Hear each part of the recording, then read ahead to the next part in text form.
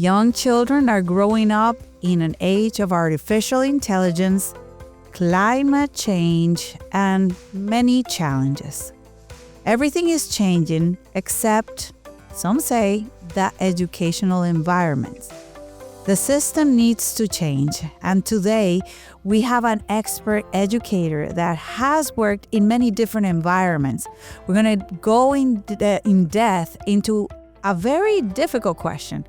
What is broken in the education sector? What needs to change? And what happens if we don't fix this system?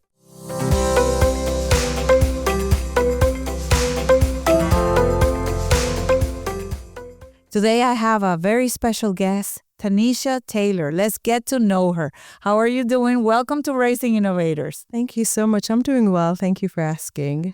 I'm so excited because why don't you share a little bit about your experience? You're going to bring such a wealth of knowledge to this podcast because you have experience in the private sector, public sector, pretty much everything. You've done it so many different age groups. Can you share a little bit about your journey? Yes. So originally I started in Jamaica where we went through the teaching system. Starting in 2005, I worked at a private school working with 4 or 5-year-olds. I moved here working with preschool kids, and then I went into the elementary school system. And it has been different, but exciting because I've seen how the system has changed, even from culture to culture. And the heart of the teacher is still there to love them and to just do good. So I'm excited to be here. So you also had, once you came to the U.S., you worked in different types of environments in the U.S., public and the private sector. Mm-hmm. Let's start with a tough question. What do you think is an area of opportunity to fix? I think we have to tailor education to meet the kids' needs, and the one hat fits all doesn't work. We often have teachers differentiating or teaching skill, but the testing and assessment over time is still the same. The classroom delivery most of the time is still the same. So in order to make a change, there has to be a holistic change with assessment, with how we see the children and how we tailor those activities for the children's. I love that. So let's start by, how do we see the children? What do you think is the right approach? We have to see them as individuals. Each child has different varying abilities, and therefore the style of the teaching has to change. The paper and the pencil and just the computer, because right now we're moving into an era where everything is on the computer. There's not much socialization or creativity in the classroom anymore. It's more about, let's do this to take this test. But we have to start having a different mindset because not all child will be excellent or excel in that way. So when we start seeing a child as the individual that they are and the ability they take to the table, then the shift in how we educate them will actually make a difference, not just now, but for the future. What do you think are the challenges of children with the standardized testing in the public and private school setting? Listen, we see these children as numbers. And for a child that you can have this conversation with and you hear the wealth of knowledge. I've had amazing experiences, conversation with children that can tell you about the content of the lesson and bring their background knowledge. But as soon as you sit them in front of that computer, the testing anxiety, and then when the result comes, I've seen children, the blood drain from their faces because they did not meet that number. And because of that, we have kids with low self-esteem, thinking that they're not smart or going into a field that they don't love because they think that their educational comparative to other kids are not there or they're not at that level. So we have to change that for them to have that confidence to know that I can do anything and I don't have to be a doctor because that's not my gift. But maybe my gift is being with fixing stuff. Maybe my gift is drawing. Maybe my gift is being behind the camera. How do we motivate these kids and not look at them as a number? That is so amazing. So you've seen in your experience these kids that enter 3rd grade, 4th grade, having that test anxiety. What have you seen in the field? I've seen kids cry. I've seen kids having bowel movements, can't come to school within the days of the test. And there's stuff that I have to do, like, you listen, you're smart. Let's do some words of affirmation, because it's a system and we have to go through it. I'm like, okay, let's repeat these affirmations to ourselves. I can do hard things. I am smart. But I also make sure, reiterate the fact that this does not reflect who you are. And that's something that we have to do to these children.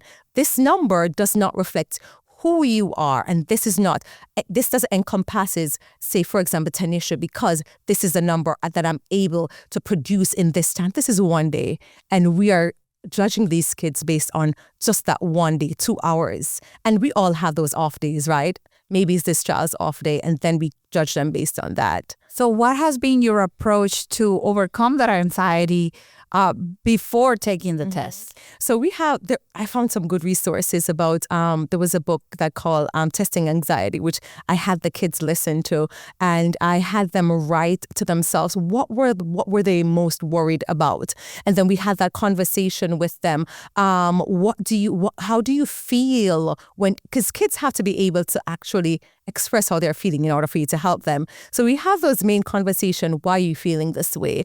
What are things that you can do within that time frame to kind of alleviate that anxiety? And we go through those stages, those strategies, those breathing techniques. I have them close their eyes. I'm like, okay, take a deep breath in and out. Repeat these things to yourself in the midst of when you're feeling that nervousness or you're getting anxious about it. Close your eyes. Stop right there. Repeat to yourself, I can do hard things. Breathe, take deep breaths. Say to yourself, I am not just this number. I am more than this. So these are stuff that I've implemented before the test and closer to the test. So these kids know that, listen, I am not just this number. And throughout the school year, they have different checkpoints. How have you seen the progress? How do you evaluate your progress, and how you make sure that you make them accountable for their grades, but they're also learning? So one of the things I love to do is small group, right? And within small group, I target the kids based on where they are. So I have those conversations with them while they're doing it. I pull them, and while they're doing that, I can see where I need to meet that need. So then I show them where they're at. I'll say, okay, based on what we're doing, this is what you are having difficulty with. Okay, let me tailor this activity for you. So within those small groups, I kind of have you use task cards, or I have those conversations, or I point out, okay, talk to your friend, tell your friend where you found this evidence. So with those progressions, you can see that you're meeting the child's need, but also they're learning from you and their peers at the same time. So with the growth level, you see each meeting, each day, they have a better understanding of the concept. So that's how I kind of measure their growth, or show them, okay, this is where we are at. This is where we need to be. Let's take some steps in how we can get there. What are some things you think? So it's like a conversation we're having with the children then. It's not just me telling them, you need to do this, you need to do that. How can you improve on this? What are some challenges that you see? So that conversation helps me help them. And in a group setting, when you have like 20 kids, right, that you're teaching together, they're always the high performance and the low performance. How do you deal with that difference? So that goes back to your small group activities. So based on where the children are at, what I do is group them. Sometimes I group them according to abilities, but sometimes I mix them, because a lot of times kids don't always hear you, the teacher, but hear you, their peers, right? So within a leveled grouping where I have not all group get the same activity. So if I see this group is struggling with, for example, letter recognition, this group is going to be focusing on letter recognition. But if I have a group that's able to read and comprehend, then that group will get, okay, let's read this passage and let's figure out what is the main character of the story, what's the setting, what's the event that's going on. So within that, I'm able to cater to every child's need based on their level and where they're at, based on the activities that I do in those small groups. Wow. And what are some things that parents can do to support teachers in this testing period? I have been that parent where I'm like, I had to relearn my own way of thinking. And I remember talking to my husband about it. I'm like, sometimes we as parents put so much pressure on our children. We hear the kids at home, at school. So my mom won't accept a level 2. My mom would tell me I need to do better. I'm like, okay, just breathe through it. So as a parent, we need to instill this within our children. Listen, you are capable, but just remember, you are more than this. I see you as not just this test score. I see you as my child, knowing that you are smart in any way or shape or form. So when parents put this pressure, you need to get this, you need to do this, and don't get me wrong, we want our children to do better, right? But there has to be a way in which we do it. I would say to our children where they're not feeling the pressure of producing that 4s and that 5s, right? So as parents, I would say sit with your child. Go through, I have parents that email me and say, hey, what do I need to work on with my kids throughout the year, not just at the end of the year? Okay, what is my child struggling with? Those parent conferences are very important. What do I need to work on with my child? And with those with that support or that communication with the teacher, then you are able to have that support for your child in that with getting them to where they need to be. Wow, that is so powerful. So much wisdom there involved. What is wrong about just doing the standardized test? Do teachers have time to engage children in educational activities that they enjoy? That has been one of my greatest struggle, because a lot of times, because there are these standards, so there's a few flexibility, but there is most of the time we have to follow the script, and there are ways in which that you can tailor it, but there are standards that need to be met, and there are tests that need to be taken, and the child has to produce this amount. So within the testing frame of these standardized tests, I would say there's very small windows of opportunity where teachers are able to do the crafts, even to engage their curiosity, because it's like there is a time crunch. And you have to meet that time crunch for the children to get to that point. So that's the biggest problem I'm seeing. The children's curiosity is not at the forefront of these standardized tests. And what do you think a lot of students are disengaged? Because we're talking to them.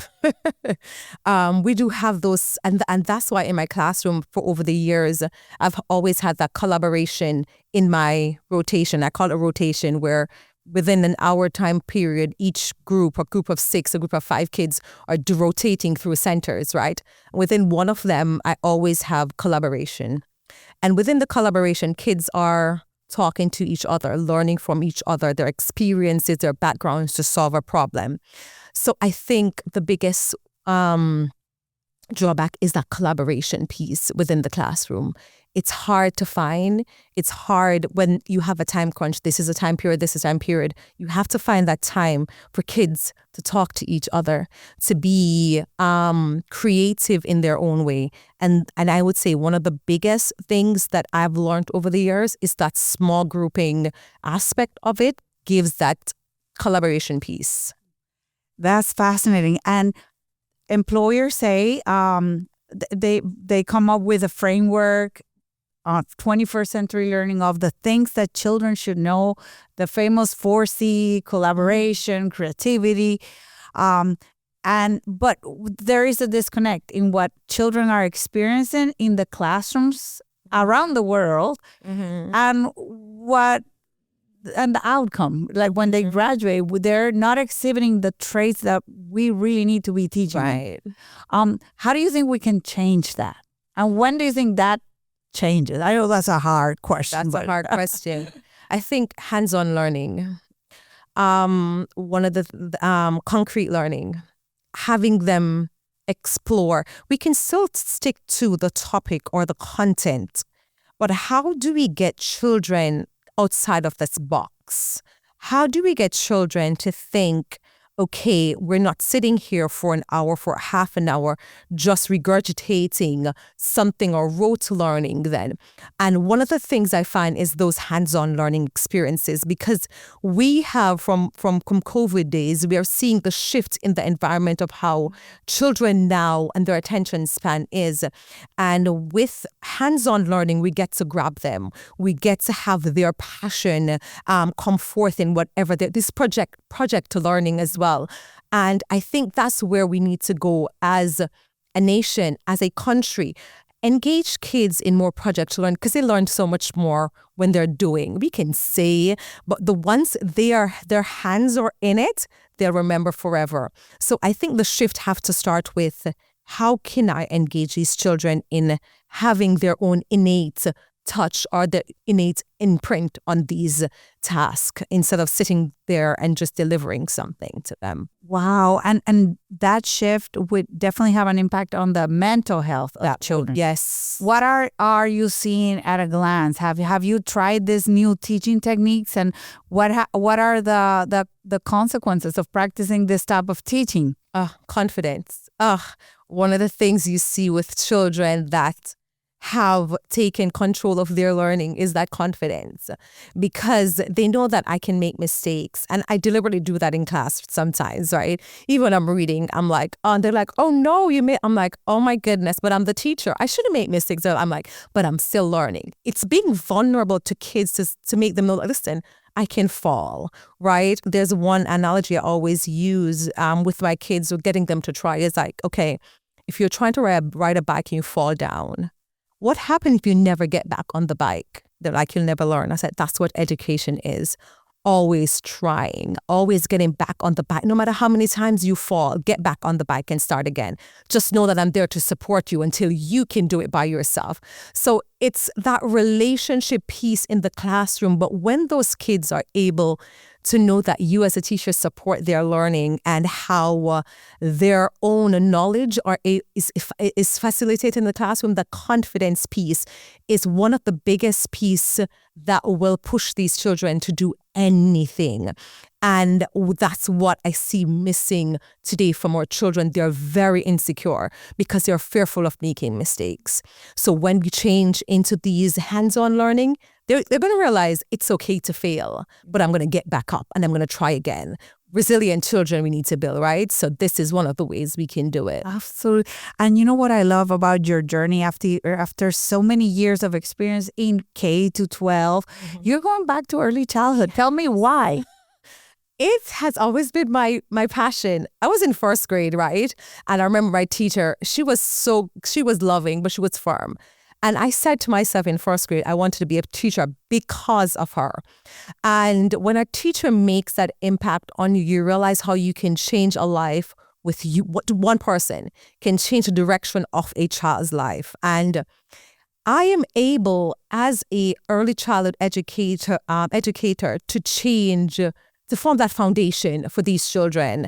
And being in the system, in the elementary system, I realized that I had to try to have them relearn certain things. I'm like, I can actually plant that seed and watch it grow. And that's what gives me the fulfillment, planting the seed and then watch it grow. So yeah.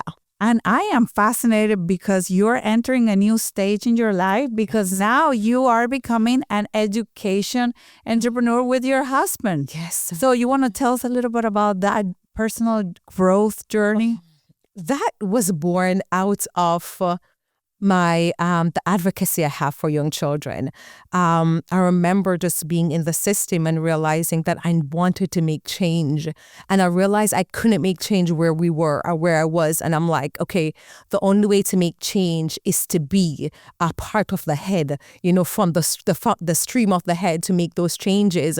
And it has always to do with the kids, and the kids being the focus, and the children that are outcome of it, and not having to, a lot of times I didn't find fulfillment in just doing what I was told to do, because I'm like, I don't feel like the kids are getting what they need. We're not focusing on them.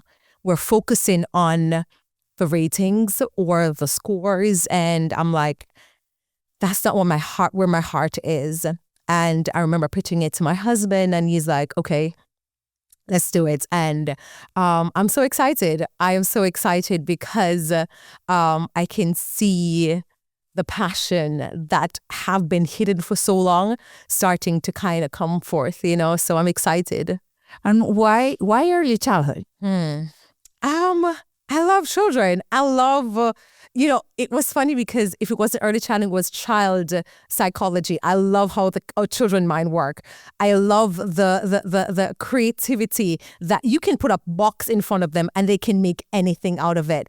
They can draw something, and we as adults was like, oh no, that's not right. Well, why is it not right? It's their work. It's how they view life, right? And their honesty. It is one of the things that I absolutely love. Just the fact that they are authentically themselves. You cannot say to a child, give them a pencil, and they're like, okay, they've never seen anything before, and they create. You give them a box, and they create from where their mind. And without that corruption of, oh, that's wrong or that's right.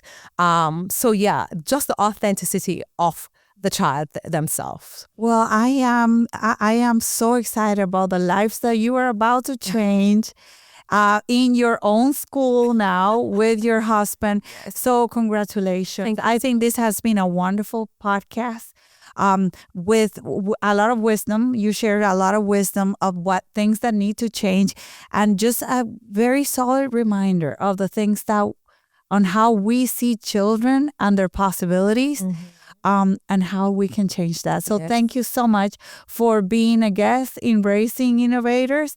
And I just want to tell you that if you liked this episode, just like and subscribe to our YouTube channel for more incredible guests like Miss Tanisha Taylor. So follow her and her new school for new ideas on how to raise an innovator.